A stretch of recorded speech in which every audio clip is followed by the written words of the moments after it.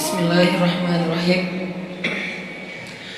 Assalamualaikum warahmatullahi wabarakatuh. Alhamdulillahirabbil alamin. Alhamdulillahilladzi arsala rasulahu bil huda wa dinil haq liyuzhirahu 'alad dini kullih wa kafa billahi shahida. Asyhadu an la ilaha illallah wahdahu la syarika lah wa asyhadu anna Muhammadan abduhu wa rasuluhu la nabiyya ba'dah. Allahumma salli wa sallim wa barik ala sayyidina Muhammad wa ala alihi wa sahbihi ajma'in. Rabbi shrah li sadri wa yassir li amri wahlul 'uqdatan min lisani yafqahu qawli. Ahlan wa sahlan min jadid. Selamat datang buat teman-teman semuanya yang pada malam ini kita bisa kembali berkumpul di suasana cuaca yang cerah, alhamdulillah, sehingga di depan teman-teman bisa nongkrong sambil menikmati sajian hidangan Allah Subhanahu wa taala. Dan hidangan Allah Subhanahu wa taala adalah ilmu dan hikmah. Jadi makanan yang kita butuhin itu bukan cuman makanan fisik. Gizi ataupun vitamin, nutrisi yang dibutuhin oleh seorang hamba itu bukan hanya nutrisi fisiknya berupa makanan, minuman, obat, herbal, sayur, segala macam, tapi juga semua kita membutuhkan nutrisi hati. Lebih jelasnya lagi, nutrisi iman.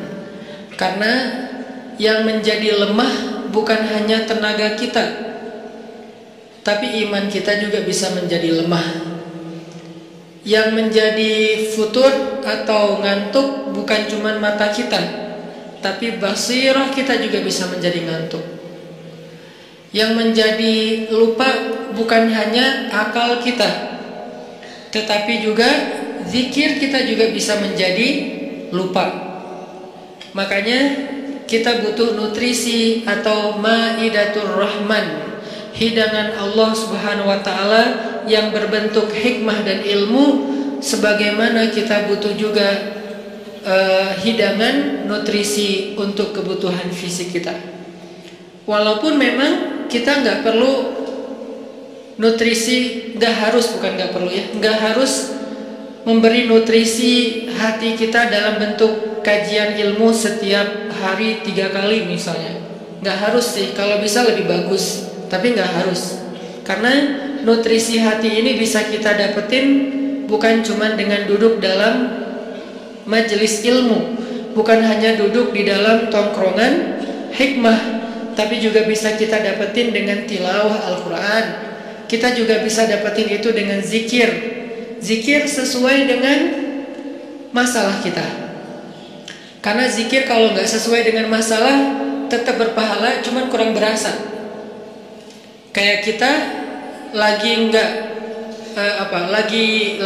lagi haus, tapi minumnya bukan air putih, minumnya misalnya kayak kopi gitu ya. Kalau teh tawar masih mending lah. Haus tapi minumnya kopi, atau minumnya minuman yang berwarna. Jadi kayak belum memenuhi dahaga haus kita. Padahal kita lagi haus. Kalau kita lagi kayak agak pusing, oke, minum kopi. Nggak semua juga sih ya. Itu mas saya. Kalau pusing ngopi misalnya. Kalau haus minum air putih. Kalau misalnya kayak lagi manja minum susu gitu. Kenapa Ustadz? Ya mungkin lagi kayak malas aja yang berat-berat gitu kan. Atau lebih manja lagi jus gitu kan ya. Nggak manja sih, itu sehat ya lah pokoknya. Yang jelas itu kan sesuai dengan kebutuhan.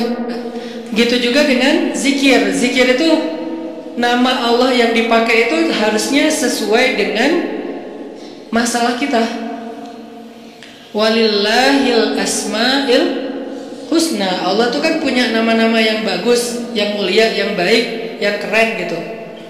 Walaupun tidak terbatas 99, tapi yang dikenal oleh kita 99. Maka fad'uhu biha, maka berdoalah kepada Allah panggillah Allah. Ud'u itu panggil. Ud'u ila sabili rabbika, atau dakwah itu panggilan, memanggil. Berarti fad'u biha, panggillah Allah dengan nama itu. Jadi nggak harus selalu kita manggil Allah ya Allah, boleh. Tapi ditambah juga, misalnya ya Jabbar, panggilan buat siapa? Panggilan Allah, tapi buat memanggil Allah buat orang yang lagi apa? Yang lagi sakit hati. Pernah manggil ya Jabbar pas lagi sakit hati? Makanya sering sakit hati. Jabbar itu panggilan untuk orang yang lagi sakit hati, habis dikecewain. Dikecewain oleh apa? Banyak lah, tergantung circle kehidupan kita ya. Ada yang circle-nya lebih ke main, berarti disakitin sama gengnya. Ada yang circle-nya lebih ke romantis-romantisan, disakitin oleh mantannya. Ada yang circle hidupnya seputar masalah kerja, disakitin oleh vendornya, oleh partnernya, oleh teman bisnisnya. Soal circle family life kita disakiti oleh keluarga, anak, orang tua, pasangan, dan seterusnya, gitu kan?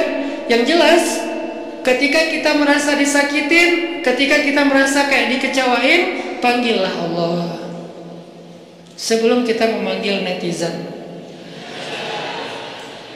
Kan kita suka manggil netizen dulu ya, posting, update status, story, terus storynya tuh curhatnya minta respon lagi tuh, dengan kasih polling lah, dengan request lah gitu kan. Baiknya gue putusin apa enggak ya, request gitu. Semuanya putusin, terus dia bingung. Gimana ya. Nah, sebelum kita istisyarah kepada netizen, karena netizen itu istisyarah, bukan istifta, bukan istikharah. Yang paling tinggi itu kan derajatnya dari 3 level. Meminta pendapat, nomor 1 tuh istikharah, minta pendapat Allah. Kedua, istifta, minta pendapat ulama, orang yang berilmu. Ketiga, istisyarah, minta pendapat orang yang lebih bijak dan berpengalaman, termasuk kepada teman kita atau followers kita atau geng kita. Itu istisyarah. Sebelum kita istisyarah netizen, ya ayyuhal netizen, sebelum kita pakai kalimat itu, atau ya ustaz, bahkan sebelum ustaz, ya kiai, ya syekh, maka ya Allah, panggil Allah subhanahu wa ta'ala. Manggilnya gimana Ustaz? Salah satunya selain kata Allah pastinya, karena itu kalimat yang paling mulia, kita juga bisa manggil tematik. Ya Jabbar. Ya Jabbar itu bisa 2. Sebetulnya 3 maknanya Jabbar, tapi yang lebih common itu 2. 1, dipanggil untuk masalah-masalah yang sifatnya bukan hanya besar, tapi kayak kekuatan. Misalnya kita ngedoain musuh-musuh Islam, Allahumma alaika bi'a'daika a'daiddin,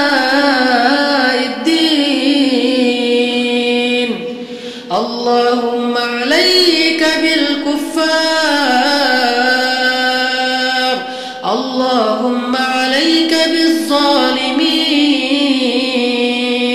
Ya Allah, kami serahkan kepadamu orang-orang zalim itu, gitu kan? Orang-orang zalim.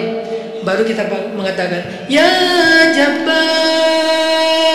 Pasangannya biasanya ya Qahar.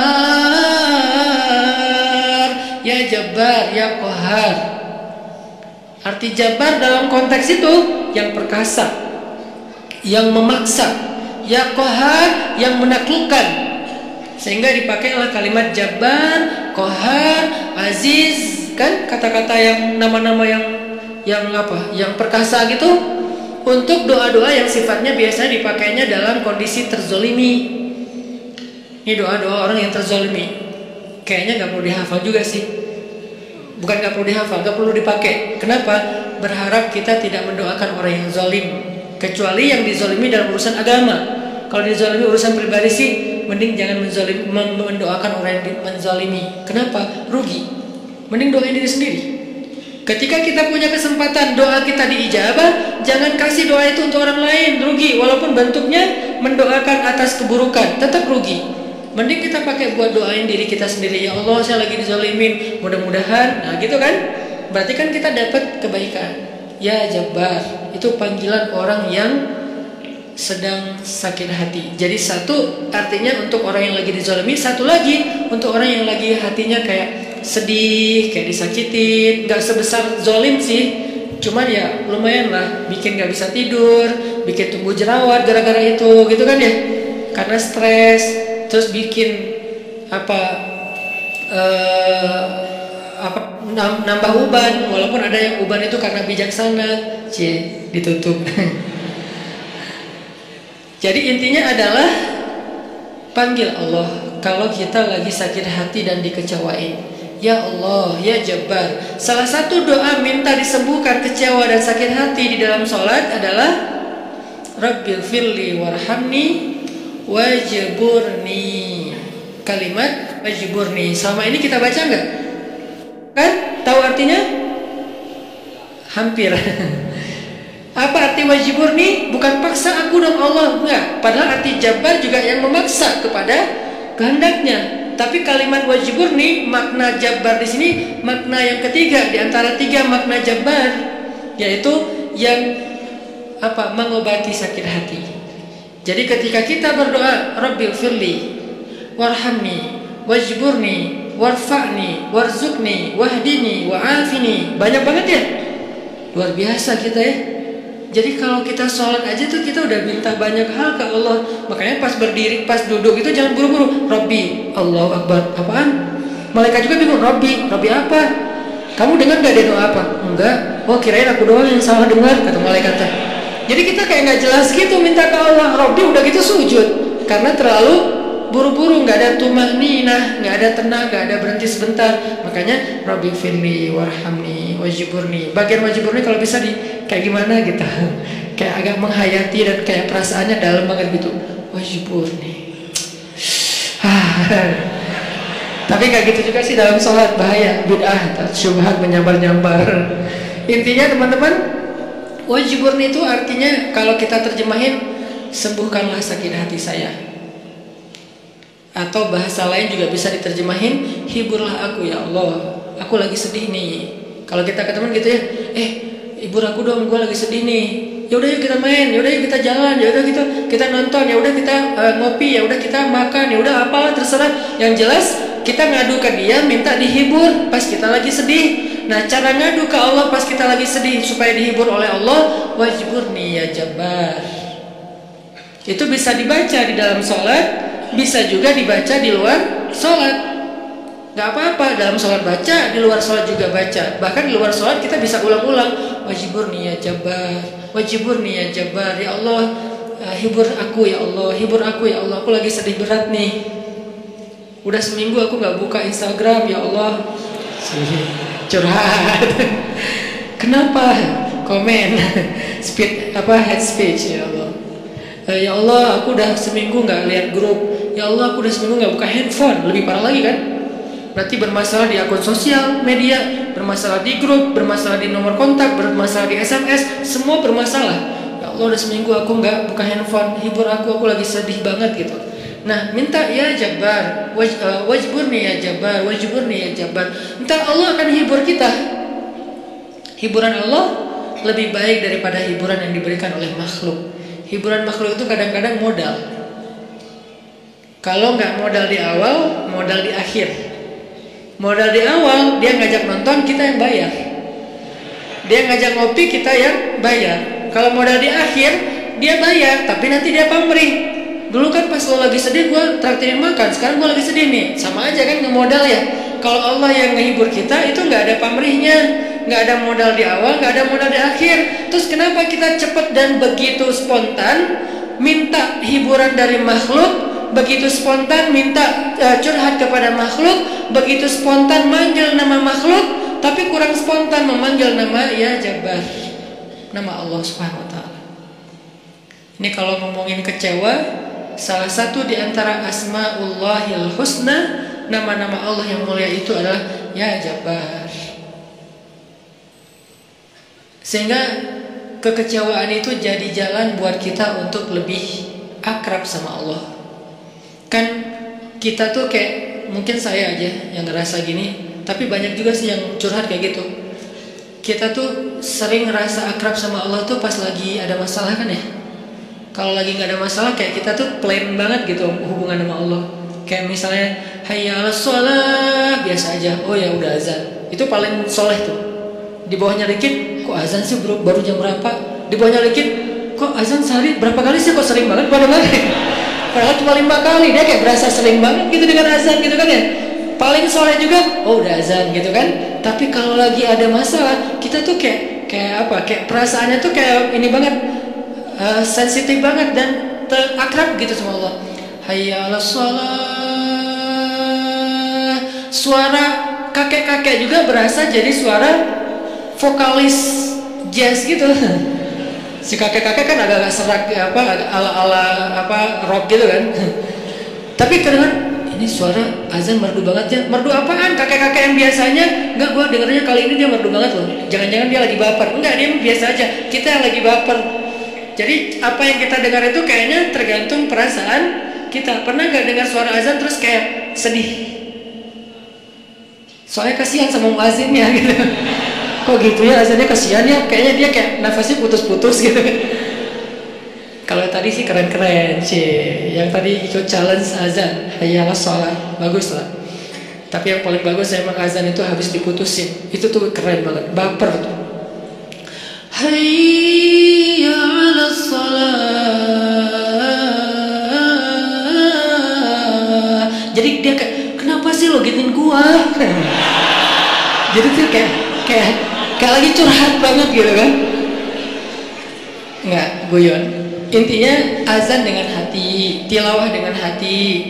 Kalau kita pakai hati dalam melantunkan ayat-ayat Allah, itulah sebaik-baik irama. Makanya kata Nabi, zayyinul Qur'an bi aswatikum. Hiasilah Al-Qur'an dengan suara kalian.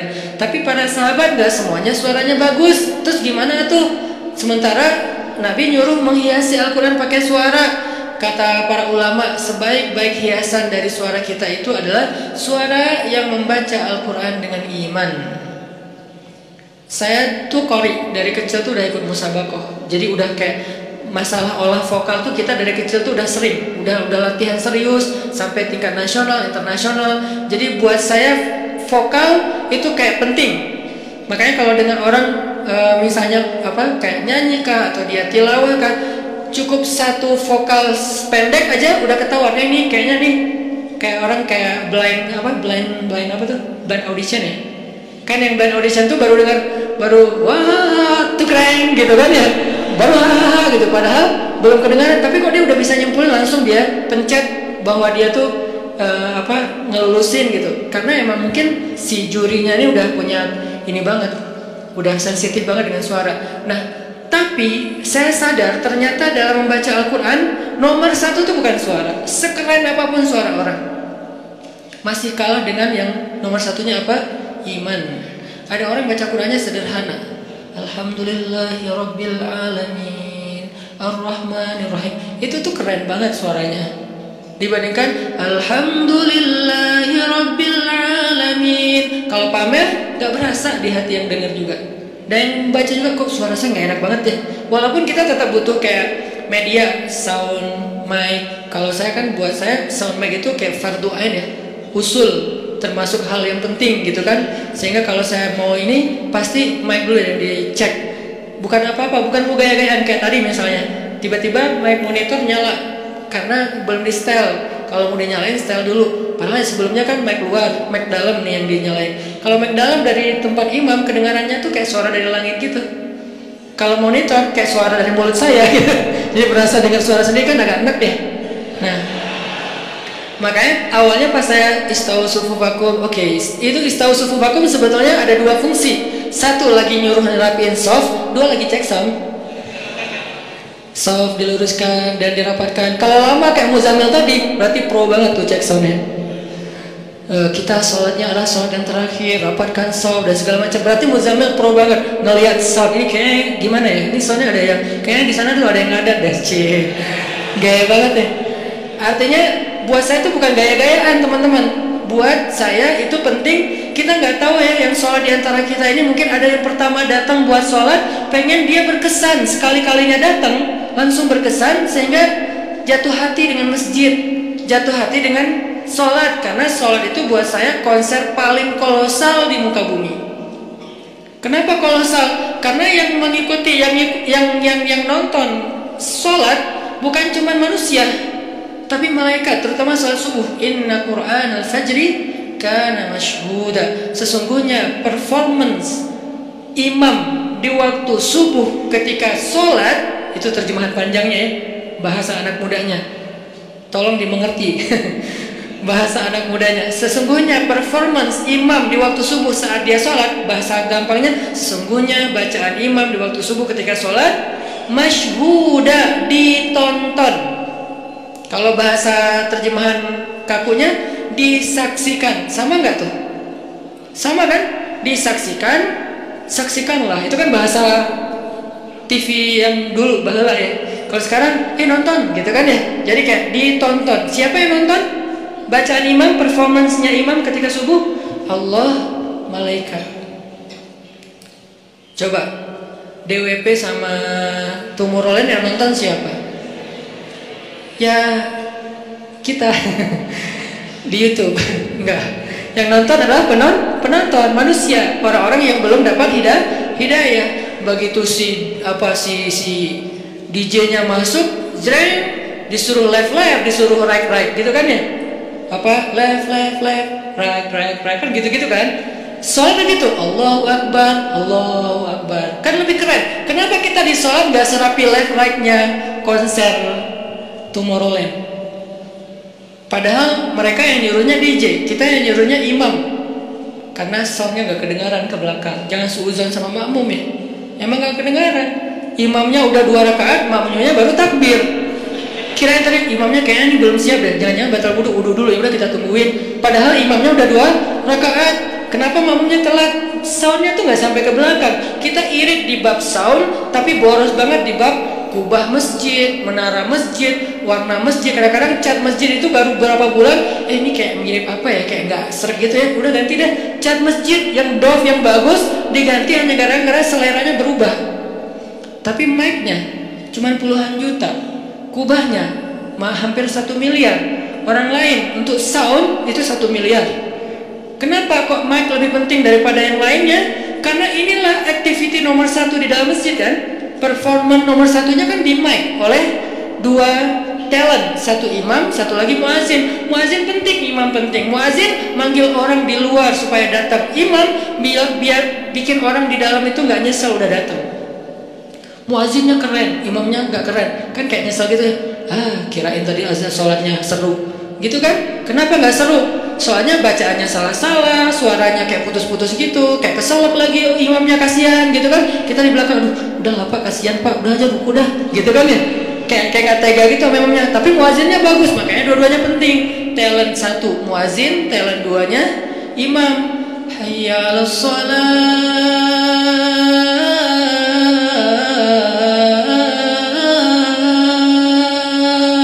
Orang dengar sedih ya. Kenapa? Jadi ingat dosa Nah gitu kan ya. Ini kan bagus nih azannya nih. Hayya 'alas shalah.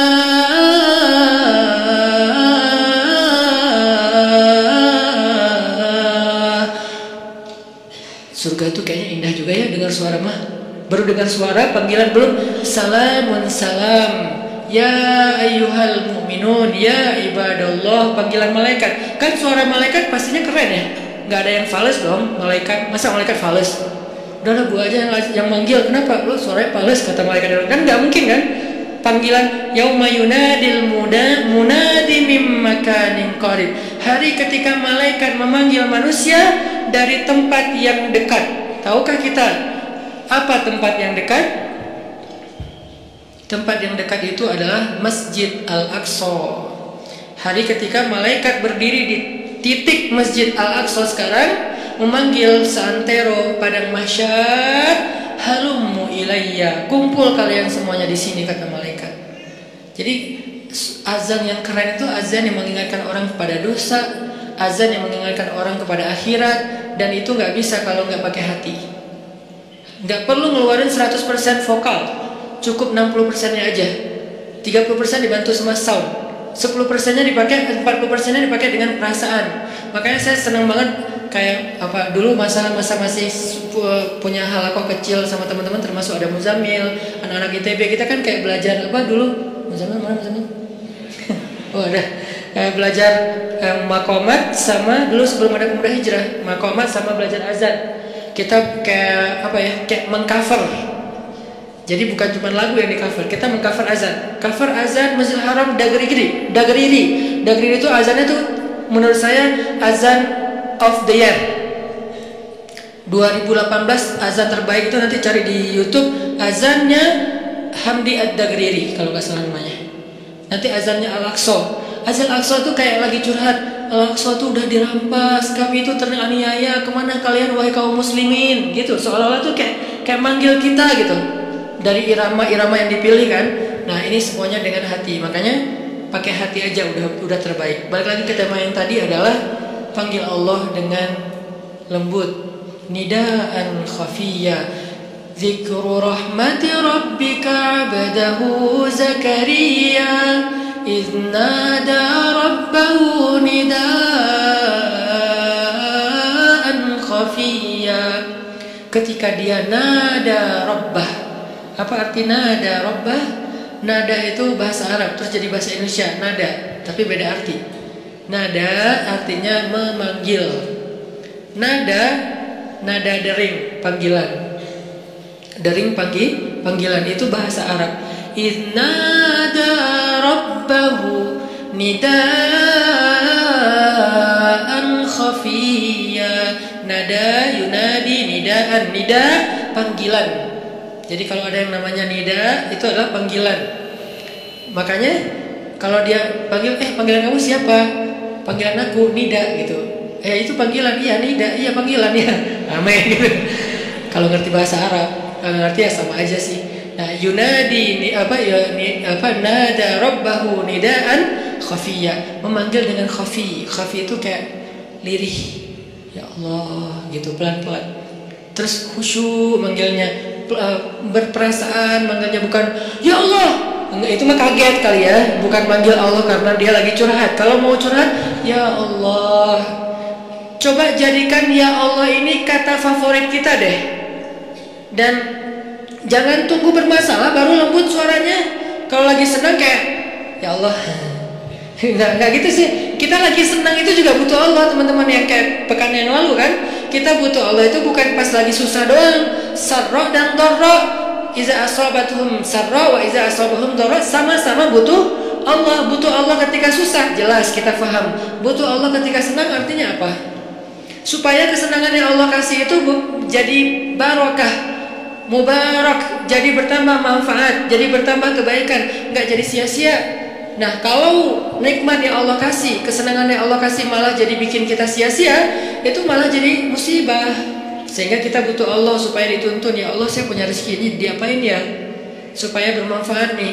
Kemana saya harus memberikan rezeki ini? Ke keluarga, ke diri saya sendiri untuk kebutuhan. Siapa lagi? Allah tuntun. Supaya kalau Allah tuntun, ketika kita mengalokasikan harta, rezeki, nikmat yang kita dapatkan, itu semuanya untuk kebaikan. Fa'ammal yatima fala taqhar wa ammas sa'ila fala tanhar wa amma bi ni'mati rabbika fahaddits. Kalau enggak, alhaakumut takatsur. Celaka gara-gara takasur, justru banyak nikmat yang Allah berikan. Jadi teman-teman, poin pertama bab kecewa. Kalau kita kecewa, saya yakin semuanya pernah kecewa dan mungkin masih akan kecewa atau bahkan lagi kecewa sekarang. Kelihatan dari muka-mukanya. Kecewa sama saya. Kenapa ceramahnya lama sekali? Jadi kalau lagi kecewa, apa poinnya tadi? Panggillah Allah. Ya Allah, ya Jabbar, wajiburni, hibur saya ya Allah. Hibur saya, hibur hati saya ya Allah. Gimana cara Allah menghibur hati kita? Allah menghibur hati kita itu dengan diberikan wajilat qulubuhum. Allah menghibur hati kita dengan dijadikan liyazdadu imanan ma'a imanihim. Allah menghibur hati kita dengan dijadikan apa? tuma'ninatul qalb, ala bi dzikrillah tatma'innul qulub. Banyak cara Allah menghibur hati. Apakah Nabi pernah sedih atau kecewa? Kecewa pernah, sedih pernah di Al-Qur'an, direkam. Terus cara Allah menghibur hati Nabi yang lagi sedih atau kecewa gimana? Ya ayyuhal muzammil qumil laila illa qalila nisfahu aw inqus minhu qalila aw zid alayhi warattilil qur'ana tartila inna nashi'atal layl hiya ashaddu wat'an wa aqwamu qila. Allah panggil Nabi ketika lagi sedih dan tidur. Ya ayyuhal muzammil. Ini dua kondisi Nabi lagi tidur dan dipanggil Allah. Satu, ya ayyuhal mudaththir. Satu lagi, ya ayyuhal muzammil. Tidur kenapa Nabi? Bukan tidur, tertidur. Gara-gara capek seharian berdakwah dan capek seharian dibully.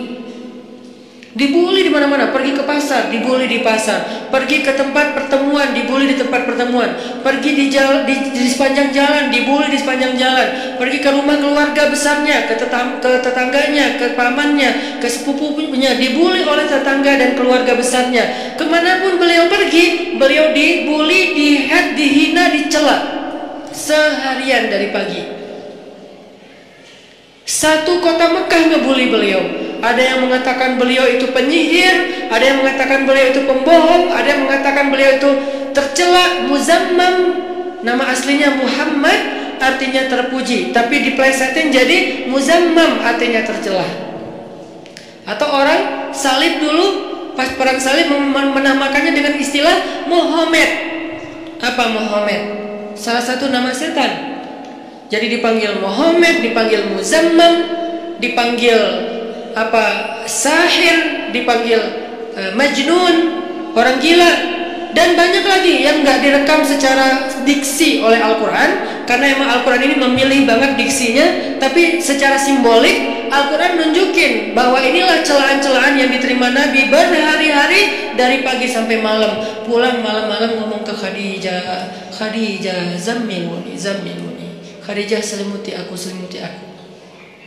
Khadijah pengertian, diselimuti Rasulullah, diusap-usap kepala Rasulullah. Tenang Rasulullah, tenang ya Rasulullah, la tahzan ya Rasulullah, Allah gak akan ninggalin kamu, Allah tuh sayang sama kamu ya Khadijah. Tapi di tubuh Rasulullah tuh banyak lemparan, bekas lemparan, dibersihin sama Khadijah. Setelah Khadijah wafat, nanti yang menggantikannya Fatimah yang bersihin bekas-bekas lemparan orang. Ada yang lemparin kotoran, ada yang lemparin barang benda-benda keras sehingga melukai Nabi, dibersihin sama Khadijah. Udah capek, Nabi tertidur. Udah beres urusan dihibur oleh Khadijah. Begitu sampai waktu yang hening, Khadijah udah tertidur, penduduk seluruh bumi udah tertidur. Allah memanggil kekasihnya, ya ayyuhal muzammil, wahai orang yang berselimut. Itu panggilannya lembut. Jadi kita kalau baca surah Al-Muzammil jangan ya, enggak gitu. Allah manggilnya enggak gitu, kaget atau orang lagi tidur ya. Nah, ayatnya aja lagi berselimut, manggilnya teriak-teriak. Jangan, itu namanya prank. Itu bukan tilawah, itu ngeprank. Makanya jangan tilawah sambil ngeprank. Ya ayyuhal muzammil, wahai orang yang berselimut, kumil laila illa qalila. Di situ kelihatan Allah tuh pengertian banget. Kumil lail illa qalila. Bentar aja, nggak usah lama-lama. Kenapa? Karena begitu Nabi berdiri sholat, disitulah Allah akan menghibur hati Nabi. Kalau kita belum bisa terhibur dengan sholat tahajud atau minimal dengan sholat 5 waktu, berarti hati kita berpenyakit, fi qulubihim marad, dan itu harus kita obatin. Obatnya apa? Obatnya istighfar. Kalau orang banyak dosa, belum bertaubat, belum beristighfar pada Allah, dia susah minta dihibur oleh Allah, dan terus nanti dia kayak nuduh Allah gak menghibur dia, padahal Allah udah sering menghibur dia, cuman gak berasa di hatinya. Karena hiburan Allah itu hanya bisa dirasakan oleh orang-orang yang hatinya bersih. Dan cara membersihkan hati itu tazkiyatul nufus atau tazkiyatul qulub, tathhirul qulub adalah dengan salah satunya istighfar. Perbanyak istighfar supaya begitu nanti kita ada masalah, kalau kita nanti lagi disakitin, kalau kita lagi kecewa dan sedih, kita bilang wajiburni ya Jabbar, wajiburni ya Jabbar. Allah hibur kerasa kita lagi dihibur oleh Allah. Kan enak ya kalau apa yang Allah perlakukan kepada kita tuh kita kayak ngerasa itu enak tuh, daripada Allah udah habis-habisan menghibur kita, kita nggak ngerasa. Ibarat Allah udah ngirim kita japrian, nggak dibaca-baca sama kita. Terus nanti kita tuduh, lu kok nggak empati banget sih sama gue lagi sedih-sedihnya, gue curhat nggak dibalas-balas. Udah dibalas, nggak ada, lu aja nggak baca. Oh ya ada, banyak ternyata. Artinya nggak dibuka sama kita kan? Kenapa nggak dibuka? Mungkin pulsa kita habis, mungkin handphone kita error, mungkin apa dan segala macam kemungkinan. Nah gitu juga dengan Allah. Wa idza sa'alaka ibadi anni fa inni qarib. Qarib itu kalau lebih dekatnya namanya akrab. Qarib, karib. Sahabat qarib, sahabat karib. Itu bahasa Arab. Kan saya sering nge-mention bahwa ini dari bahasa Arab, bahwa biar kita tahu identitas bahasa kita itu sebetulnya sebagian besar diambil serapan dari bahasa Arab. Terus siapa yang merangkai bahasa Indonesia dari bahasa Arab kalau bukan ulama? Jadi nggak bisa dilepaskan antara ulama dengan Indonesia, antara ulama dengan kebangsaan, antara ulama dengan nasionalisme. Toh bahasa nasional kita dibentuk oleh ulama. Buktinya serapannya 90% itu bahasa Arab. Sebagiannya benar terjemahannya, sebagiannya keliru, tapi tetap aja bahasa Arab. Makanya kenapa saya sering mention itu bukan mau apa di Arab-Arabin biar gaya, biar kelihatan ustadz gitu, enggak. Kalau mau kelihatan Arab banget saya banyakin Arab itu. Ini enggak lagi kayak gitu. Lagi pengen menarik benang sejarah kalau bahasa kita tuh emang sebetulnya bahasa Arab yang diserap. Jadi kalau ada yang agak alergi tentang Arab, saya pikir ini berlebihan. Kita nggak alergi terhadap ras, mau Arab kayak, mau Eropa kayak, mau Afrika, mau apa ya. Kan itu semuanya takdir Allah kan. Emang kita bisa minta diciptain sebagai orang apa? Nggak bisa kan? Ya Allah saya pengen diciptain sebagai orang apa ya enaknya. Ini deh orang Rusia, tinggi, putih, rambutnya pirang. Ya Allah saya pengen diciptakan sebagai orang Afrika. Kenapa? Biar tawadu. Nah, nggak gitu juga sih. Jadi kita nggak bisa request gitu kan ya. Dan orang Afrika pun sebetulnya sekarang kan jadi keren ya. Orang kulit hitam keren nggak sih? Berasa sekufu, segolongan. Kalau orang kulit hitam didiskriminasikan nggak keren, kasihan itu. Kan kulit hitam juga sekarang jadi favorit. Bahkan banyak orang yang pengen menghitamkan kulitnya. Ini artinya ya nggak bisa request mau jadi orang apa, sehingga kita nggak boleh benci golongan ataupun ras, karena dia diciptakan kayak gitu tuh bukan pengennya dia. Itu namanya sunnatullah dan takdir. Itulah ketentuan Allah. Kalau kita cela rasnya, berarti kita mencela pencipta ras itu, yaitu Allah Subhanahu wa taala. Dan ini termasuk larangan dalam hadis mencela nasab. Mencela nasab itu termasuk salah satu dosa besar. Balik lagi ke yang tadi, intinya bahasa kita emang diserap dari bahasa Arab. Nah, kita minta sama Allah. Kata Allah, inni qarib, aku dekat sama kamu.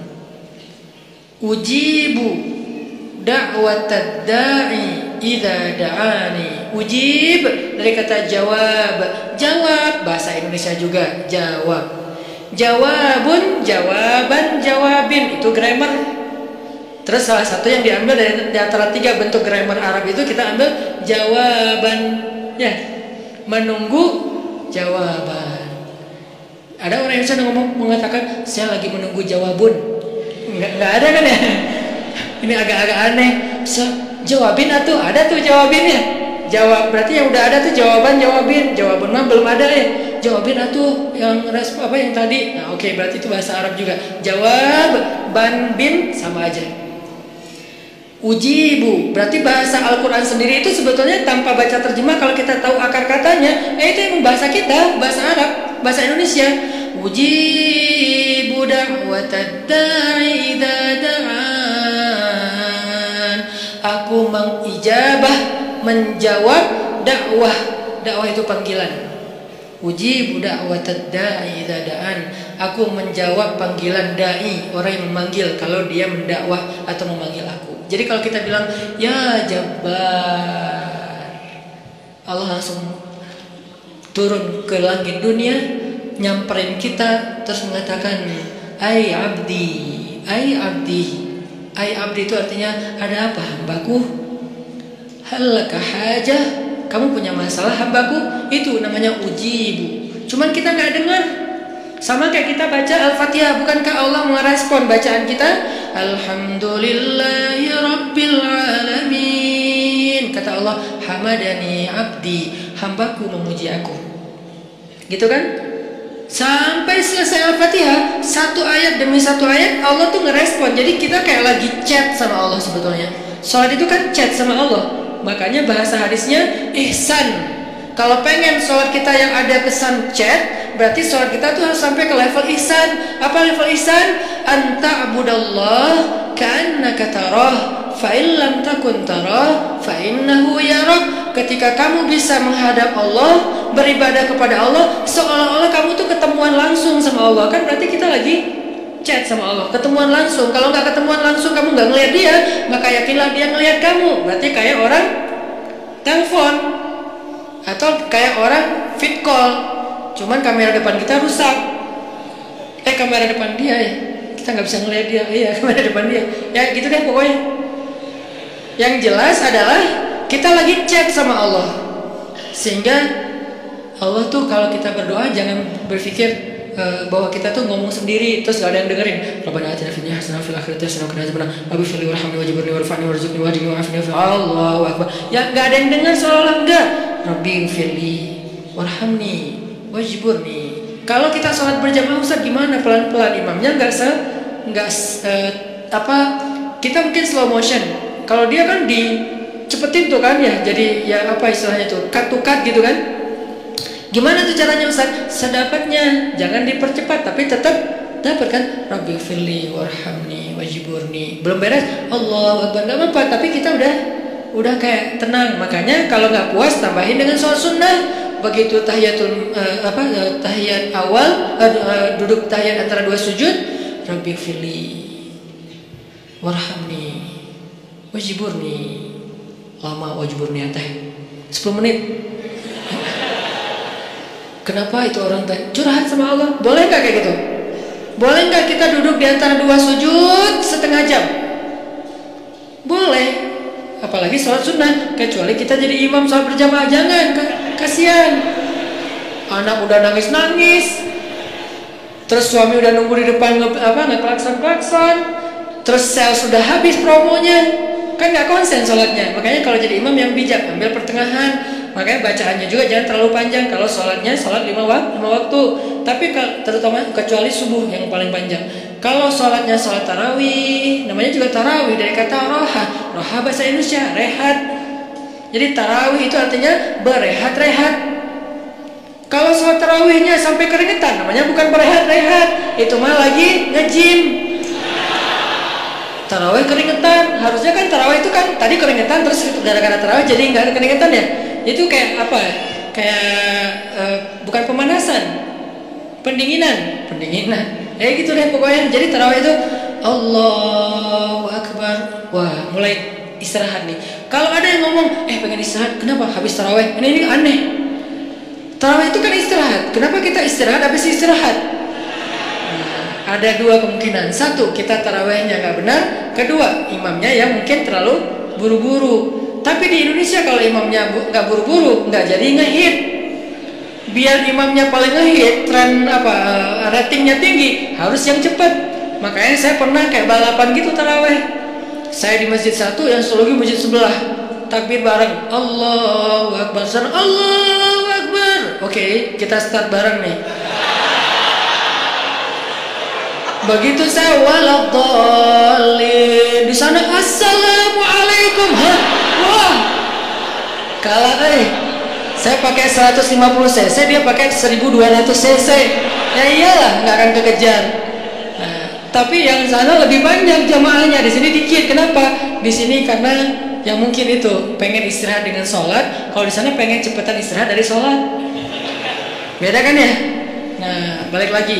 Kita bacanya tenang. Boleh wajiburni, warfa'ni, warzukni, wahdini, wa'afini, wa'fu anni. Allahu Akbar. Sujud lebih lama lagi.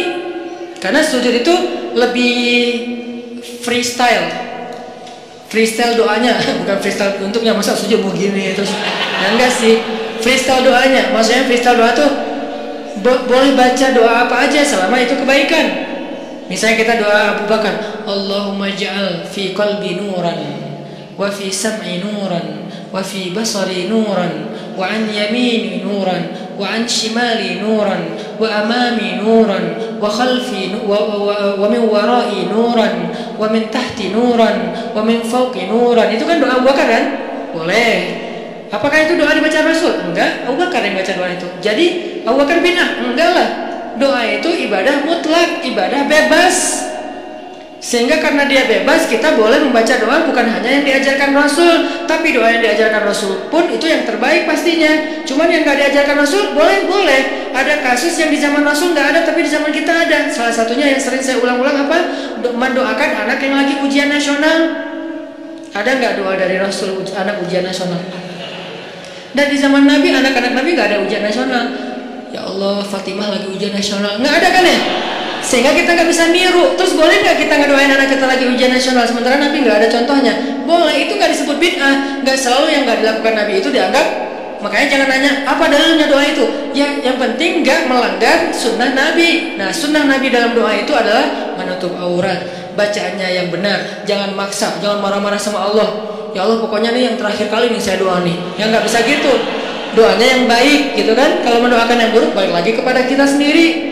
Nah, ini namanya doa. Makanya pas sujud kita bisa doanya Abu Bakar, bisa doanya Muaz bin Jabal, Allahumma a'inni ala dzikrika wa syukrika wa husni ibadatik. Bisa doanya Bilal, Bilal, Allahumma inni as'aluka ridhaka wal jannah wa a'udzubika min sakhatika wan nar. Itu doanya Bilal. Tiga-tiganya ini bukan doanya Nabi. Yang satu Abu Bakar yang apa? Yang membuatnya. Yang kedua siapa tadi? Muaz. Yang ketiga adalah Bilal. Dan tiga-tiganya Nabi tahu dan Nabi membolehkan. Nggak langsung Nabi, kan nggak ada saya suruh. Kenapa kamu bacain yang nggak pernah saya contohin? Enggak, karena emang ibadah doa itu ibadah mutlak. Sehingga kita bisa doa, ya Allah, saya sih lupa namanya, tapi saya udah nge-follow dia. Soalnya akunnya nama palsu, tapi saya tahu kok nama dia yang asli. Saya pernah hafal kok nama dia yang asli. Ya Allah, pengen kalau bisa saya pengen jadikan dia sebagai imam saya. Kalau nggak dia pun yang mirip-mirip gitu. Nah, di dalam sholat gimana caranya? Ya jangan di dalam sholat sih, susah ngomongnya. Kalau bahasa Indonesia kan nggak boleh dalam sholat kan. Kalau di dalam sholat tetap harus bahasa Arab. Kalau bisa jangan bahasa Arab yang dikarang-karang sendiri, malah salah. Allahumma ansur alaina, itu bahaya. Allahumma ansur itu artinya apa? Ya Allah, tolonglah. Tapi kalimat berikutnya ada unsurna wansur alaina. Itu beda. Unsurna, ya Allah tolong kami. Unsur alaina, ya Allah tolong orang lain untuk menghancurkan kami. Cuman beda Allah doang. Makanya kalau kita Allahumma ansurul muslimin ala a'daika, Allahumma ansurul muslimin alal kafirin, Allahumma ansurul muslimin alal zalimin. Tapi kalau Allahumma ansurul zalimin alal muslimin, wah, apalagi diaminkan banyak orang. Kenapa kita kok kalah terus ya? Ya itu doanya salah.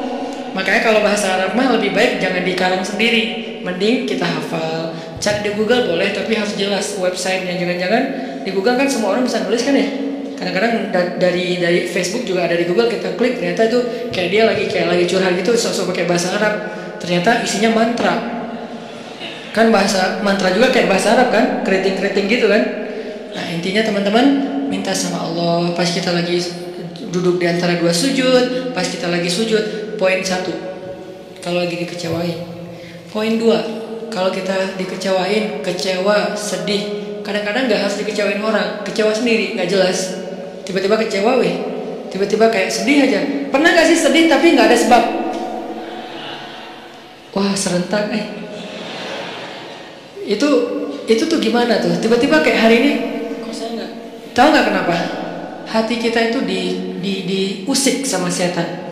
Setan tuh emang senang musik hati. Dia tuh nggak musik fisik kita kecuali sesekali. Kayak misalnya ada guna-guna itu kan fisik kan. Tapi yang sering banget dailynya dia tuh musik hati. Yuwaswisu fi sudurin nas. Yuwaswis itu continuous present tense. Jadi continuous terus-terusan. Fi'lul mudhari kalau bahasa Arab. Yuwaswisu terus menerus fi sudurin nas, di dalam hati atau dada manusia. Jadi setiap hari itu dia kayak musik kita. Lo bete dong, sedih tuh, marah dong, apa gitu. Dia kayak nyuruh emosi kita untuk kayak gitu-gitu, sehingga kita ada hari nggak ada yang bikin masalah, tapi kita kayak sedih. Nah dalam keadaan kayak gitu, ada trigger kecil aja meledak kan. Nah gimana ngobatinnya? Tadi satu doa. Kedua,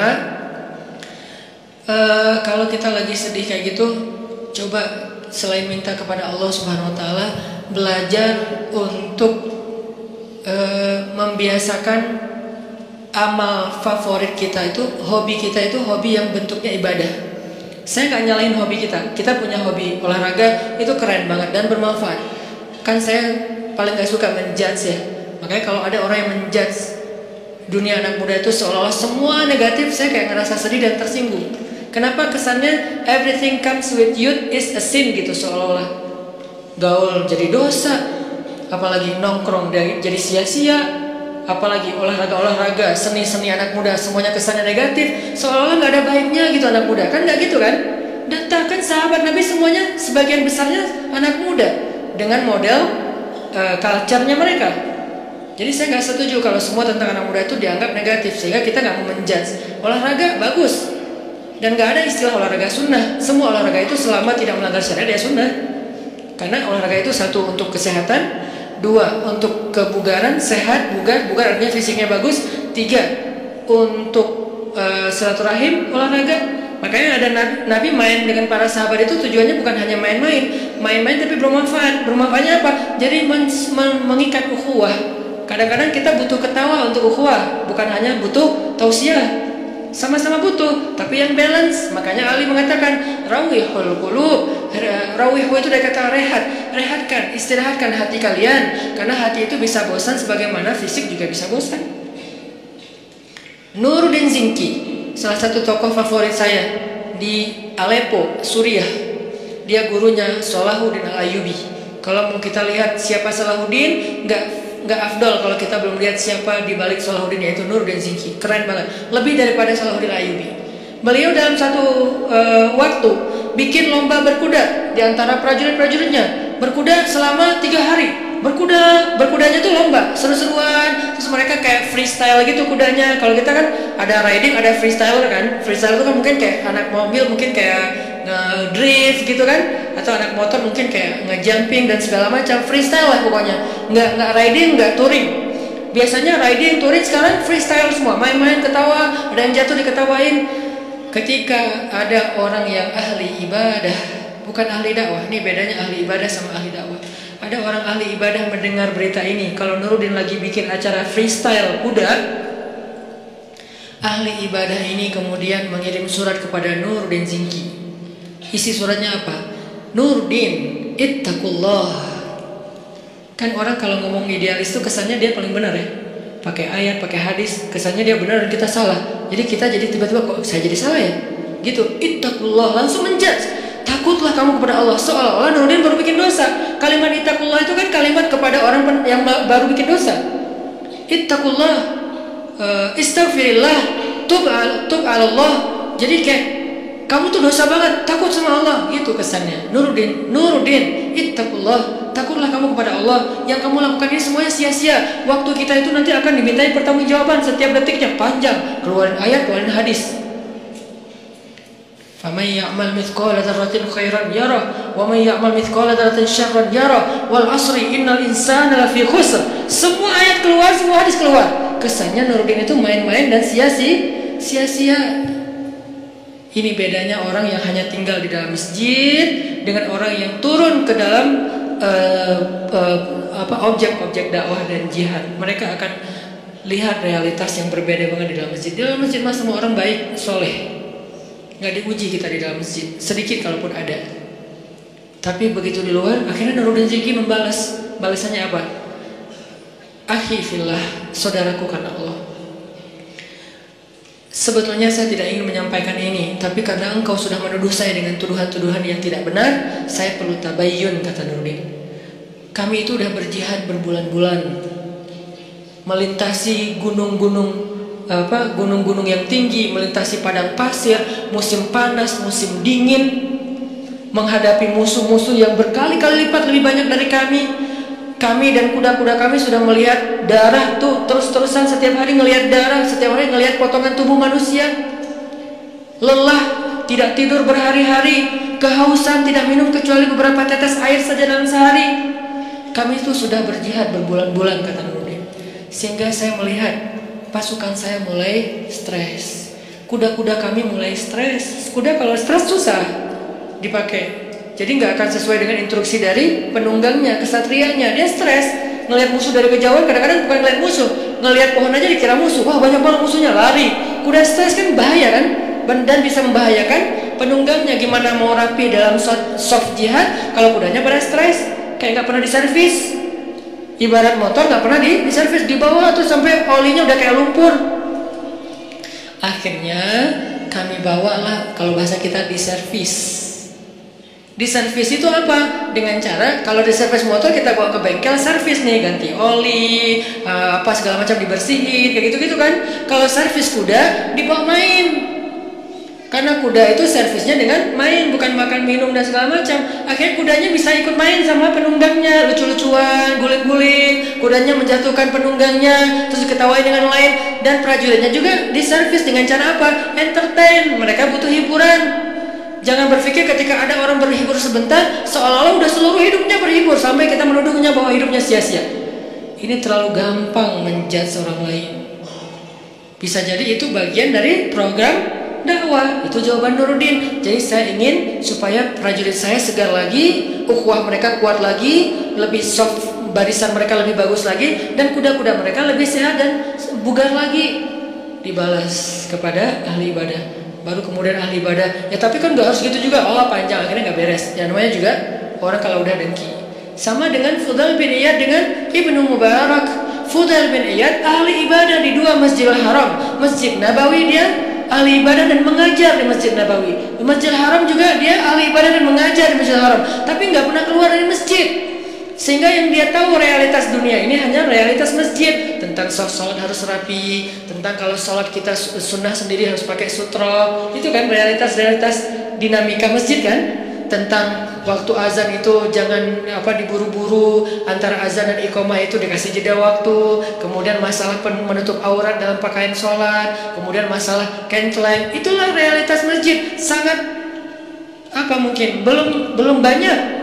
Ketika keluar dari masjid, realitasnya tuh beragam, nggak sesederhana masjid, rumit. Kalau di dalam masjid itu sederhana realitasnya, sehingga nggak butuh pemikiran rumit untuk menyelesaikannya. Di luar masjid itu rumit banget. Baru aja di teras masjid udah rumit, masalah sendal ketukar.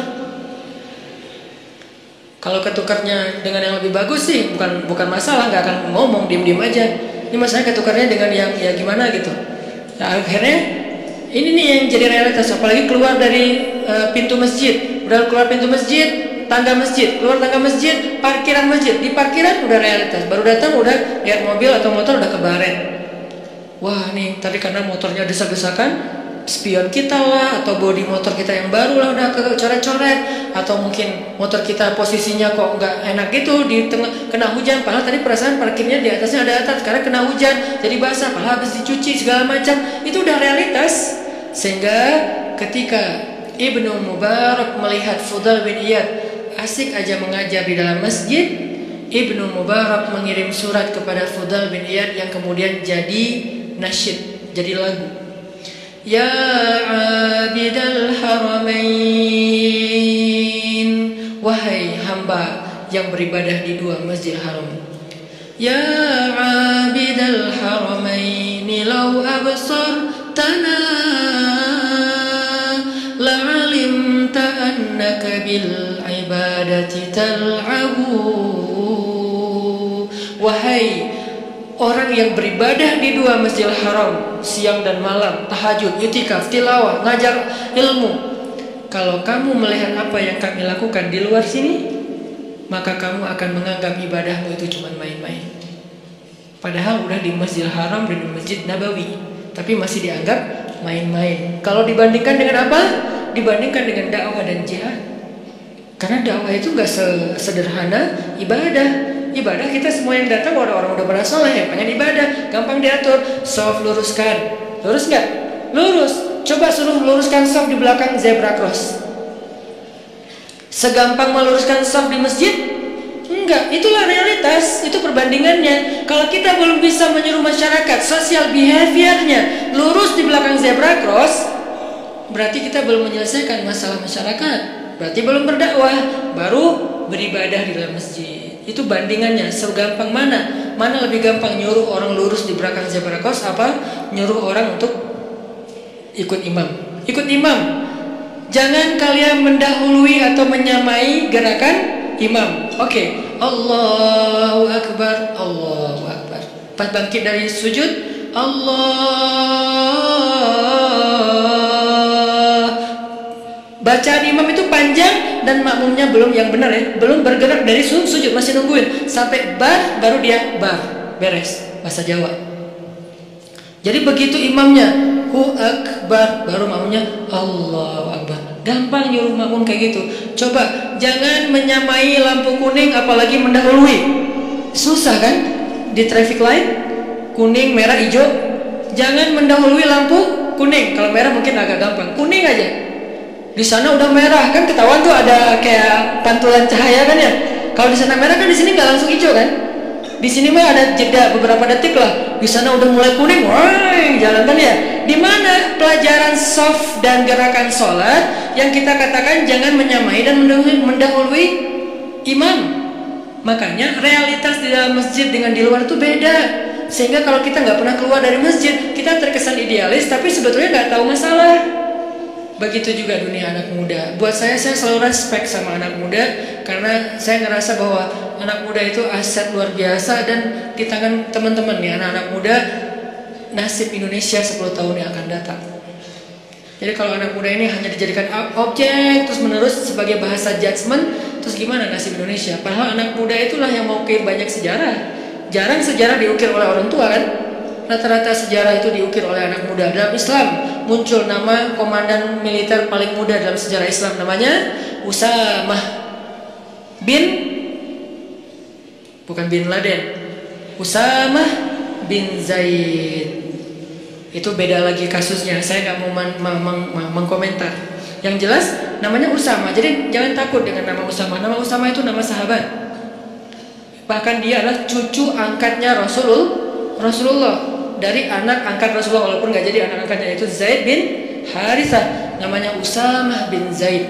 Itu komandan militer termuda dalam sejarah Islam. Usianya kalau nggak salah 14 tahun. Kelas berapa?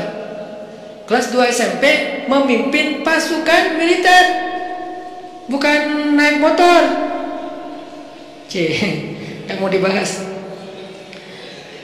karena nggak di-endorse. Jadi bukan naik motor terus pakai baju SMA terus kayak gitu-gitu, bukan. Saya nggak merujuk kepada sesuatu ya. Gitulah pokoknya. Ini memimpinnya naik motor sama naik kuda, lebih susah mana? Kuda. Kecuali buat orang-orang ya kayak di Lombok, di daerah-daerah yang banyak kuda kan, tuh keren banget sih, saya kayak local pride banget lah itu mah. Jadi naik kuda memimpin pasukan, dan itu bukan riding, walaupun riding juga keren, tapi ini menghadapi musuh usia 14 tahun loh. Kalau nggak matang mentalnya, nggak mungkin Nabi memberikan kesempatan dia jadi panglima militer. Dia ngasih itu surat kuasanya tuh langsung dari Nabi. Bahkan ketika Abu Bakar jadi khalifah, lalu Umar nggak setuju Usamah jadi panglima militer, Abu Bakar marah kepada Umar. Ya Umar, kamu ingin menyobek surat Rasulullah? Kamu ingin mencoret kalimat-kalimat Rasulullah? Ini langsung Rasulullah yang nunjuk Usamah pemimpin militer. Bahkan kalau seandainya pasukan itu kita harus ada di dalamnya, engkau wahai Umar harus tunduk kepada Usamah. Nanti ada lagi yang membebaskan satu negeri yang selama beribu-ribu tahun gak bisa dibebaskan, usia 21 tahun. Muhammad, atau kita juluki Al-Fatih, bukan sang penakluk, sang pembebas. Karena terjemahan yang lebih tepatnya bukan penakluk tapi pembebas. Dia nggak menaklukkan siapa-siapa, apalagi cewek. Kalau kita di zaman sekarang mungkin ada penakluk cewek gitu kan, ini enggak, membebaskan. Cewek dibebaskan dari apa? Dari perbudakan, dari penghinaan. Muhammad Al-Fatih. Jadi anak muda itu harus diberikan apresiasi yang tinggi. Dan memang kita harus bangga, Indonesia ini harus bangga punya anak muda mayoritas sekarang.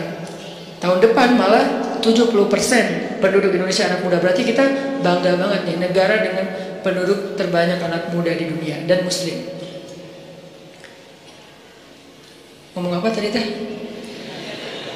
Baper kalau udah ngomongin masalah dakwah, masalah anak muda. Saya tuh ngambil segmentasi dakwah anak muda itu bukan pengen seru-seruan loh. Teman-teman tahu saya dulu pakai jubah, pakai sorban, gini nih. Cuman dakwah itu bagus, tapi segmentasinya berbeda. Ada banyak segmen di luar sana yang nggak bisa diginiin. Bisanya diginiin dengan santai, kita temenan, kita main bareng. Dan itu bukan karena saya pengen, kayaknya Ustadz baru puber sekarang deh. Bukan. Ustadz kayaknya kurang nakal deh waktu muda, jadi pengen nakal sekarang. Ya enggak lah, dikit. Bukan karena itu saya mengambil segmentasi anak muda, karena saya yakin teman-teman anak muda inilah, pemuda Indonesia inilah yang akan jadi wajah Indonesia 10 tahun lagi, 2024, 2029, inilah wajah Indonesia. Sehingga kalau kita pengen merubah Indonesia, kita harus mulai dari anak muda. Dan anak muda yang terbanyak itu bukan di dalam masjid kenyataannya. Kecuali sekarang mungkin, sebelum kita bikin tren hijrah, anak muda yang terbanyak itu bukan di dalam masjid, di luar masjid. Gimana cara bawa mereka ke dalam masjid kalau hanya kita berkoar-koar di atas mimbar? Saya tuh kalau khutbah Jumat dulu tuh, demi Allah gitu. Tapi anak muda tetap aja sepi. Malah yang bikin kaget, yang kakek-kakek kan kasihan, kaget. Apa sih kakek-kakek? Kalau anak muda digituin kan kayak seru, adrenalin gitu kan. Ini kakek-kakek digituin kasihan atunya. Sesungguhnya kematian, ya Ustadz ya. Kematian ya ada kakek-kakek.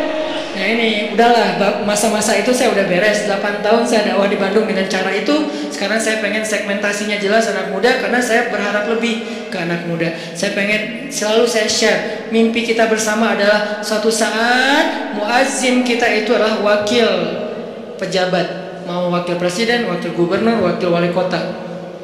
Dan dia udah belajar azan di masjid-masjid ketika dia masih muda, azannya azan baper dari hati. Kebayang aja wakil presiden manggil kita sholat di Masjid Istiqlal, live streaming. Hayya 'alas shalah.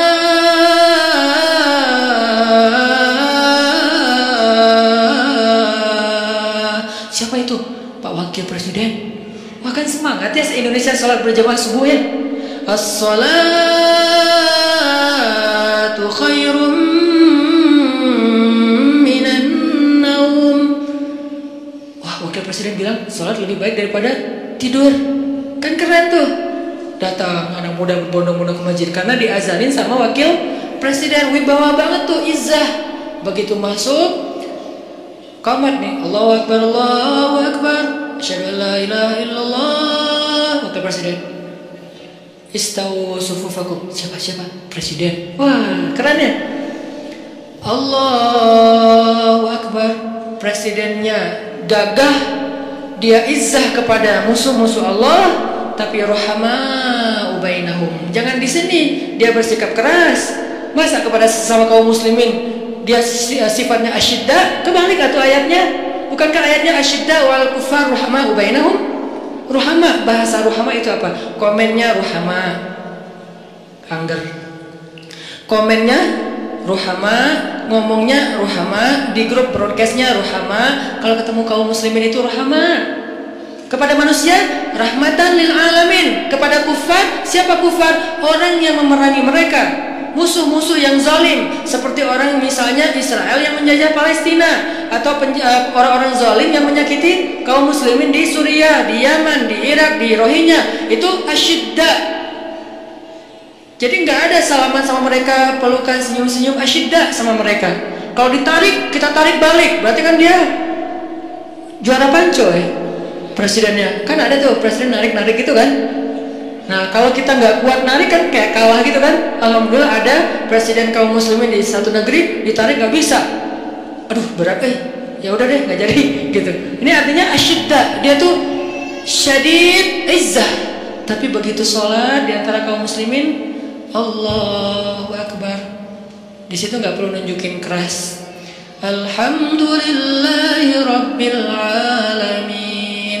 Enak banget loh sholat dipimpin presiden, bacaannya khusyuk, hafalannya banyak, sehingga dia bisa explore Al-Quran. Qul huwallahu ahad. Nggak gitu sih, ayatnya panjang. Alif lam mim. Gua mah rela Al-Baqarah satu surat kalau presiden, gitu kan ya? Imamin, presiden yang imamin Al-Baqarah sampai dari subuh sampai duha. Ya nggak gitu juga kali Ustaz. Kan Al-Baqarah 2,5 jam tuh sampai waktu duha. Intinya itu mimpi. Saya sih bermimpi Indonesia tuh kayaknya bisa nih. Kayak sekarang aja bermunculan imam-imam muda dengan Muzammil and the Gangs. Sejak kita ramein hijrah ini kan jadi banyak nih. Muncul imam dengan rambut gimbal, apalagi muncul imam anak muda, anak SMA, itu bisa banget. Dan mereka nanti pasti saya yakin akan jadi pemimpin-pemimpin masa depan. Kayak sekarang saya dekat sama teman-teman pemuda Pancasila, sama pemuda Pancasila juga. Kalau lagi dekat sama mereka ngobrolnya apa? Lo nyalak gak tahun ini?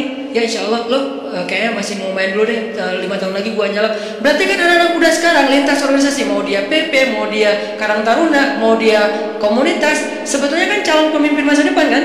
Kalau mereka lahir dari rahim tarbiyah, kebayang aja pemimpin Indonesia 5 tahun lagi atau 10 tahun lagi. Lahirnya dari rahim tarbiyah. Gimana cara mentarbiyah Indonesia? Nggak bisa bikin satu pesantren dengan ukuran sekian hektar, harus bikin pesan underscore tren. Dan tren inilah yang jadi konten tarbiyah, mentarbiyah semua anak muda di Indonesia supaya semuanya secara fikroh lahirnya dari rahim tarbiyah, secara hamasah lahirnya dari masjid, secara rahmah lahirnya untuk kemanusiaan. Itu harapan kita, itu tuh mimpi saya. Kenapa saya mengambil segmentasi anak muda? Itu bukan main-main. Jadi kalau saya tulis banyak main-main fafat, itu hasil renungan dan emang tujuannya main di sini tuh silaturahim, main di sini tuh touring, main di sini tuh olahraga. So, apa yang salah dengan itu? Yuk kita sama-sama kita ramein dakwah anak muda ini. Kenapa? Ini penting untuk 5 tahun 10 tahun lagi Indonesia. Kalau enggak kebayang. Karena anak muda ini efek perbaikannya hebat, efek perusakannya juga yang nggak kalah hebat. Kalau orang tua ada di tengah-tengah, aman. Jadi rusak ya gitu, baiknya juga ya gitu. Kalau anak muda baiknya keren banget, kalau dia jadi rusak juga innalillah banget. Makanya balik lagi kepada tema tadi, kecewa. Walaupun agak-agak gak nyambung sih, nggak apa-apa lah ya. Nanti diedit baru masukin YouTube. Kecewa. Poin yang kedua itu adalah cari satu hobi. Tadi mau ngomongin itu sebetulnya. Cari satu hobi yang bukan hanya entertain. Walaupun boleh, saya juga hobi entertain ada. Hobi kan harus nggak harus satu kan. Entertain ada hobinya. Olahraga ada. Hangout jalan ada. Tapi selain ini bagus semuanya. Tapi tambahin satu lagi, hobi ibadah. Ibadah itu harus jadi hobi. Biar apa? Biar kita tuh bisa enjoy. Ambil aja salah satu deh, nggak usah banyak-banyak. Saya nggak minta teman-teman tahajud 11 rakaat 1 juz, nggak. Tilawah 1 hari 1 juz, nggak. Ambil yang paling ringan dulu deh, tapi jadiin hobi. Misalnya sholat duha atau sholat mutlak. Sholat mutlak kan lebih bebas lagi nih, kapan aja. Jadi pokoknya agak nganggur dikit, sholat Allahu Akbar. Itu kalau sholat tanpa ada jadwal, bukan karena waktunya sholat, kita tuh kadang-kadang kesannya lebih free ride loh. Free ride-nya apa? Kayak nggak ada beban. Kan free ride tuh nggak terbeban dengan GoPro, nggak terbeban dengan 360, nggak terbeban dengan kamera, nggak terbeban dengan tele, kan gitu kan? Karena dia kayak gue mah pengen main aja, jadi nggak pakai bawa tim pencitraan. Dia mau ke gunung, nggak bawa tim kamera, dia di laut nggak bawa tim kamera, dia loncat dari tebing nggak muncul juga, nggak ada yang ngamerain, biasa aja. Namanya free riders. Bisa nggak kita ibadah tuh selain emang udah ada waktunya muqayyad, ada yang free ride. Free ride tuh mutlak, bebas, sholat aja, nggak ada yang nyuruh, nggak ada yang maksa sholat. Itu kalau jadi hobi teman-teman, sebanyak mungkin sholat sunnah mutlak. Itu akan jadi obat ketika kita kecewa. Tapi itu nggak bisa pas kecewa baru dilakuin. Harus dibiasain dulu dari sekarang. Begitu nanti kecewa, itu jadi akan kayak kita kecewa ngopi, sedih nongkrong, sedih nonton, sedih ketemu teman, sedih main. Sekarang sedih sholat. Baru nanti berlaku ayat ya ayyuhalladzina amanu sta'inu bis sabri was shalah. Mintalah pertolongan Allah dengan sholat salah satunya. Itu nggak bisa kalau nggak dimulai dilatih, dijadikan habit dan hobi. Siap insyaallah. Ya mudah-mudahan anak muda yang ada di masjid ini, yang ada di kota ini kota inspirasi banget di seluruh Indonesia. Yang ada di negeri ini negeri yang mudah-mudahan kita berbaik sangka, negeri yang disebut oleh Nabi di akhir zaman akan datang kemenangan Islam dari timur, dan timur yang paling timur itu adalah, kalau paling barat Maghrib, kalau paling timur itu Maroko, yang paling timur itu Maroke. Paling barat itu Maroko, bahasa Arabnya Maghrib. Paling timur itu Maroke, bahasa Arabnya Masyriq. Berarti kalau di sana Maghribnya udah beres dengan banyak cerita, yang belum giliran peradaban itu cuman Masyriq, Maroke, dan itu adanya di Indonesia. Mudah-mudahan anak muda inilah yang nanti akan menemani Imam Mahdi membebaskan Palestina. Saya punya azam secara pribadi, saya bisa aja datang ke Palestina sekarang untuk bikin traveling, umroh atau apalah, atau datang sendiri juga insya Allah bisa ke Palestina. Saya kenapa nggak mau? Saya udah datang ke Masjidil Haram berkali-kali, Masjid Nabawi pastinya. Kenapa Palestina enggak? Saya punya azam, saya kalau mau datang ke sana tuh jangan melancong. Walaupun boleh-boleh aja sih, yang buat mau jalan ke sana nggak masalah. Tapi saya pribadi nih ya, saya pengen datang ke sana itu sebagai salah satu barisan pembebas. Kalau udah meninggal Ustaz, maka cita-cita ini saya wariskan kepada anak-anak laki saya. Kalau mereka enggaknya, wariskan kepada cucu-cucu laki saya. Pastinya harusnya ini adalah cita-cita kita bersama. Pengen datang ke Al-Aqsa, sholat di pelataran masjidnya, diimamin oleh Imam Mahdi, sholat subuh, tiba-tiba dari langit kelihatan cahaya, 2 malaikat turun bersama di tengah-tengahnya Nabi Isa, berpegangan kepada sayap malaikat turun. Sholat subuh yang paling luar biasa, kolosal. Lalu Imam Mahdi sama Nabi Isa dorong-dorongan siapa yang jadi imam. Nabi Isa aja, Mahdi aja, Nabi Isa aja, Mahdi aja. Nggak ada saya lagi di situ. Sanan aja, enggak lah. Siapa saya gitu kan ya? Nggak, udah tinggal 2 orang imamnya. Jadi nggak ada yang boleh caper-caperan. Siapa yang dorong saya? Nggak ada, nggak berlaku. Cuma 2 yang berlaku, antara Nabi Isa atau Imam Mahdi. Kemudian salah satunya jadi imam. Beres sholat subuh, speech. Kita akan kejar Dajjal. Di mana dia? Di daerah Lot City. Bahasa hadisnya Bab Lud. Sekarang udah ada Lot City, udah ada Lot City, cari aja di Google. Lot City itu salah satu bandara internasionalnya Israel. Jadi ada beberapa bandara internasional, salah satunya di kota Lot City, itu bandara internasional. Di sana akhirnya semuanya serentak. Itulah hari pembebasan manusia dari kezoliman orang-orang yang zalim. Itu bukan hanya hari orang beriman, tapi itu adalah hari kemenangan bagi semua manusia, karena mereka menjadi dihargai kemanusiaannya. Dan saya punya cita-cita kalau Allah kasih kesempatan, saya pengen jadi salah satu. Tapi untuk bisa berada di barisan itu kan seleksinya ketat ya. Kita pantaskan diri kita. Cara ikhtiar saya memantaskan diri, saya terlibat dalam dakwah pemuda hijrah. Saya bikin pemuda hijrah. Saya mikir gimana caranya dakwah hijrah ini benar-benar bisa akses di seluruh Indonesia dan dunia. Sehingga nanti kalau Imam Mahdi muncul, saya dianggap pantas. Masuk lo. Saya imam, ya, oh iya, masuk aja. Kenapa? Udah pantas, karena punya karya kan? Kita punya nggak karya nih? Cara kita biar punya karya gimana? Jangan bikin sendiri-sendiri, karena kapasitas kita bukan sebagai ustadz. Support ustadznya. Apa kapasitas teman-teman? Anak mobil, di sini ada teman-teman anak mobil, anak modifikasi. Kita mau bikin event bareng. Anak apa lagi? Anak seni. Saya yakin semua potensi anak muda itu adalah anugerah Allah. Saya nggak mau menjudge potensi teman-teman itu ada yang positif negatif. Semuanya positif selama tidak melanggar syariat. Potensi itu coba support saya. Man ansari ilallah. Siapa di antara kalian yang mau mensupport saya di jalan Allah? Itu kan akad dakwah. Yuk kita bangun negeri ini. Karena dakwah kita kan dakwah damai kan. Kita kan nggak mau ribut-ribut. Kalau terpaksa ribut dan kontroversi di sosmed, ya bukan karena kita. Pernah nggak saya sengaja rame-ramein di sosmed biar heboh gitu, biar followers saya naik? Ya enggak lah. Kalau sesekali ada, ya qadarullah naik followers sih. sombong. Padahal kalau mau digitu-gitu kan tinggal ambil yang trending topik apa sekarang, masalah misalnya pernikahan, ya udah saya bikin komen saya tentang bab itu, kan naik tuh follower saya kan ya, karena viewernya gede. Buat apa? Saya nggak kayak gitu. Tapi kalau terjadi kontroversi sesekali ya qadarullah untuk menguji kesabaran, menguji iman. Intinya teman-teman, yuk sama-sama kita jadikan Indonesia ini benar-benar kiblat peradaban. Kalau kiblat sholat nggak boleh, kiblat sholat tetap Mekah. Kiblat peradaban yang dimulai dari anak muda, dan itu mungkin banget dari Bandung. Kenapa? Bandung punya sejarah.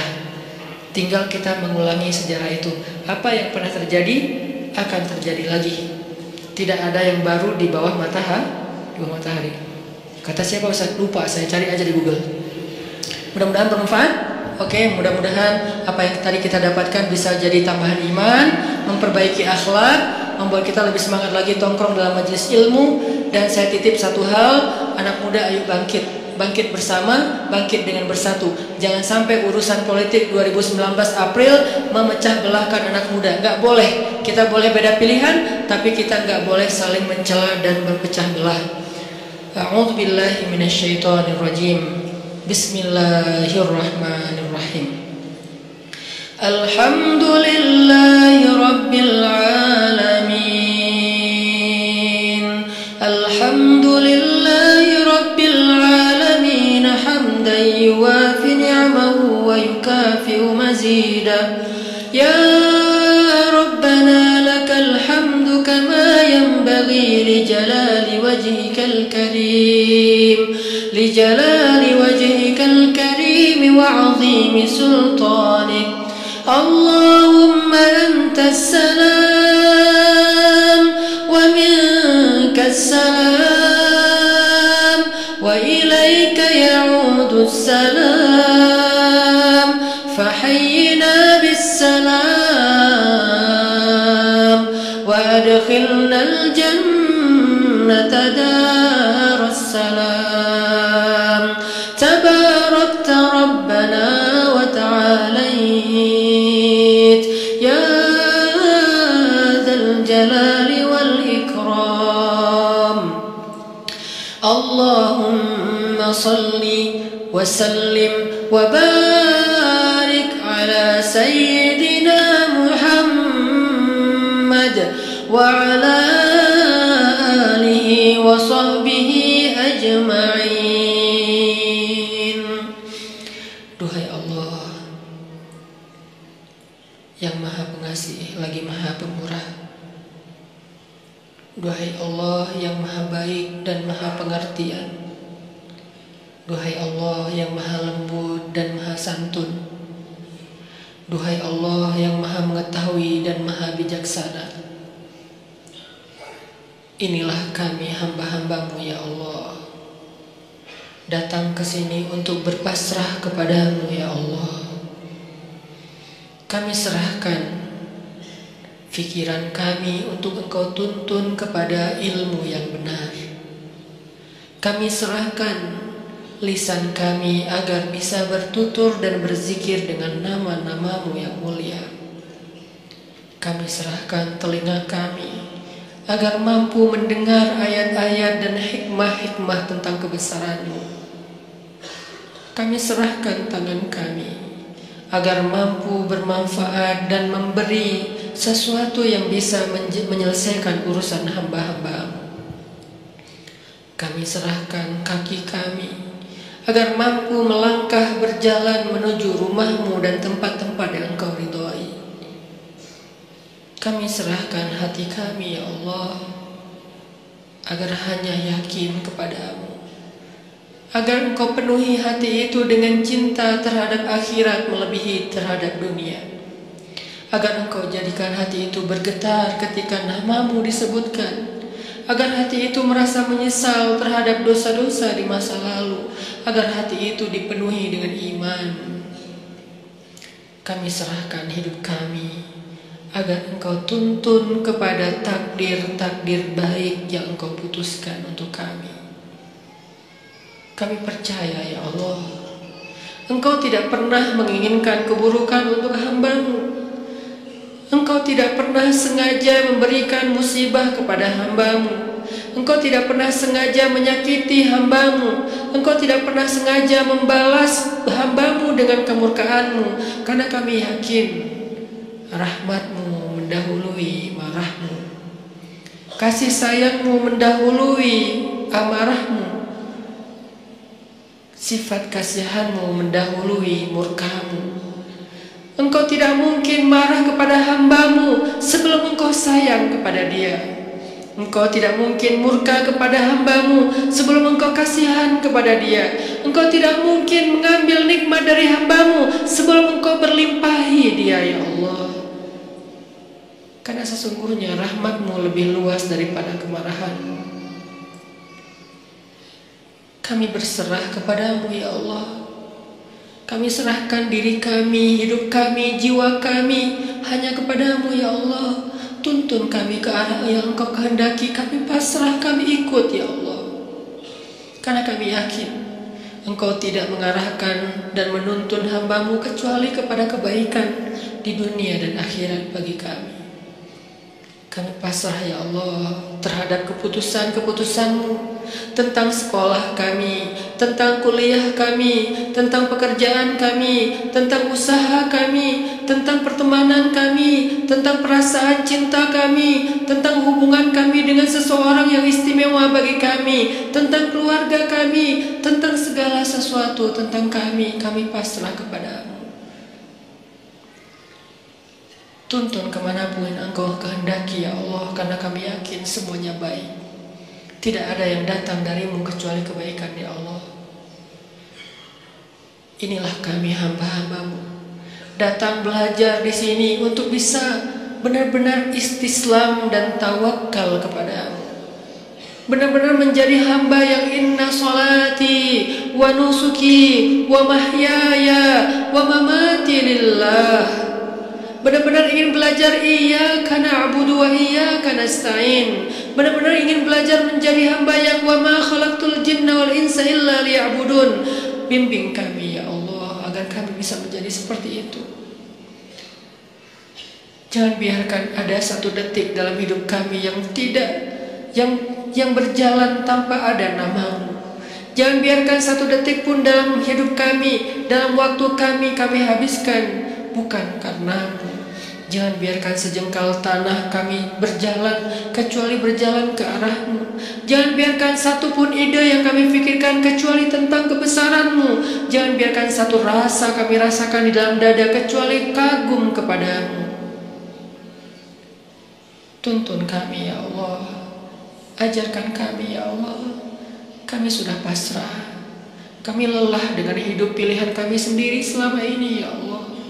Selama ini kami memilih adegan hidup kami, arah hidup kami sendiri. Kami tidak mau tahu tentang arahan dari-Mu. Kami tidak mau membaca ayat-Mu. Kami tidak mau mendengar nasihat dari orang-orang yang berdakwah di jalan-Mu. Kami tidak mau membaca hadis-hadis Nabi-Mu. Kami tidak mau tahu tentang-Mu, ya Allah. Kami pilih hidup dengan pilihan kami sendiri,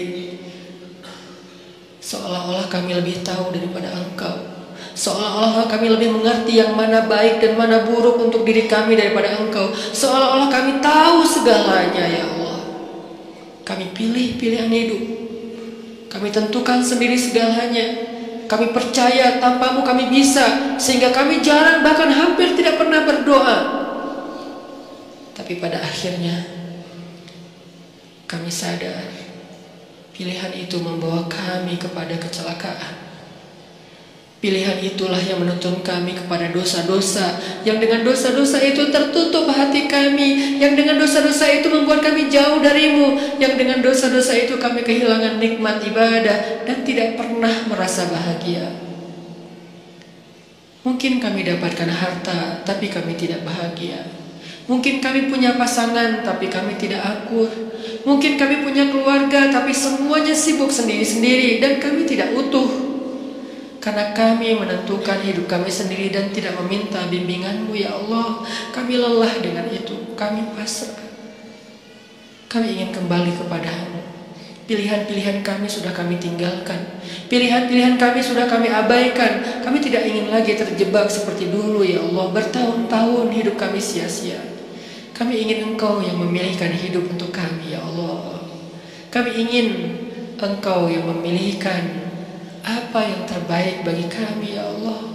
Kami ingin Engkau yang memilihkan pasangan hidup kami, ya Allah. Karena yang terbaik adalah yang Engkau pilihkan. Kami ingin Engkau yang memilihkan pekerjaan yang halal untuk kami, ya Allah. Kami ingin Engkau yang memilihkan hijab yang menutup aurat untuk kami, ya Allah. Kami ingin Engkau yang memilihkan teman yang bisa mengingatkan kami ketika kami lemah. Karena Engkau lah yang sebaik-baik pemilih teman bagi hambanya, ya Allah. Kami ingin Engkau yang memilihkan hari-hari kami, esok, lusa, dan seterusnya.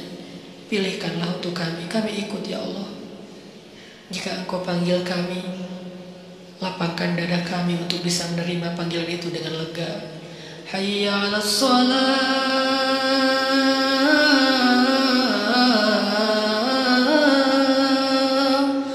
Ya Allah, jangan biarkan kami mendengar suara itu dengan marah.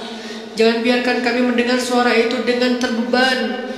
Kami ingin merasakan nikmatnya mendengar suara azan.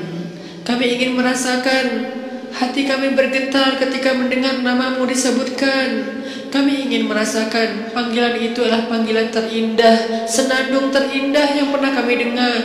Jangan biarkan ada satupun senandung, irama, lagu, apapun yang lebih indah bagi kami daripada suara azan, ya Allah.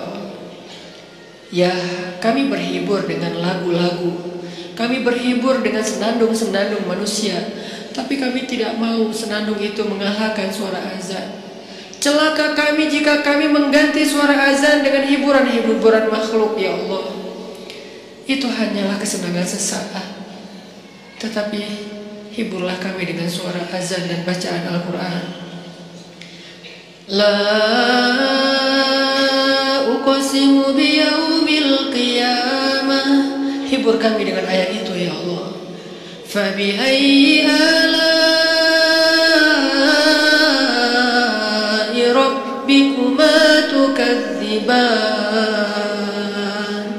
Hibur kami dengan ayat itu, ya Allah. Ya ayyuhalladzina amanu. Beri kami kemampuan untuk merasakan panggilan itu, ya Allah. Seolah-olah Engkau memanggil kami secara pribadi. Jangan biarkan kami berpikir bahwa panggilan itu bukan untuk kami. Lalu siapa kami jika bukan orang beriman? Kenapa kami ketika dipanggil ya ayyuhalladzina amanu tidak merasa? Ketika dipanggil ya ayyuhal kafirun kami tersinggung. Apakah kami benar-benar kufur kepadamu? Kenapa kami lebih terkesan dengan kalimat ya ayyuhal kafirun daripada ya ayyuhalladzina amanu? Apakah selama ini kami kufur kepadamu, ya Allah? Bimbing kami, ya Allah. Kami berazam setiap pekan untuk selalu hadir dalam majelis ilmu ini, ya Allah. Dan kami berazam perlahan-perlahan kami ingin mendukung dakwah agamamu, ya Allah. Kami ingin melihat negeri ini di mana agamamu tegak di dalamnya. Karena tegaknya agamamu adalah tegaknya kemanusiaan. Menangnya agamamu adalah menangnya kemanusiaan. Karena tidak ada kezaliman di dalam agama ini, ya Allah. Kami ingin melihat suatu hari nanti salah satu di antara kami yang ada di sini mengumandangkan azan untuk rakyatnya. Salah satu di antara kami yang ada di sini mengimami sholat untuk rakyatnya sebagai kepala negara, kepala daerah, atau pemerintah kota, atau pemimpin di dalam lingkungannya. Duhai Allah, wujudkan harapan-harapan kami, karena Engkaulah satu-satunya yang mewujudkan harapan. Menangkan kami atas orang-orang yang zalim, karena kemenangan orang yang beriman adalah kemenangan rahmatan lil alamin. Rabbana atina fid dunya hasanah wa fil akhirati hasanah wa qina adzabannar. Subhanakallahumma wa bihamdika asyhadu an la ilaha illa anta astaghfiruka wa atubu ilaik. Terima kasih buat teman-teman semuanya. Barakallahu fikum. Wassalamualaikum warahmatullahi wabarakatuh.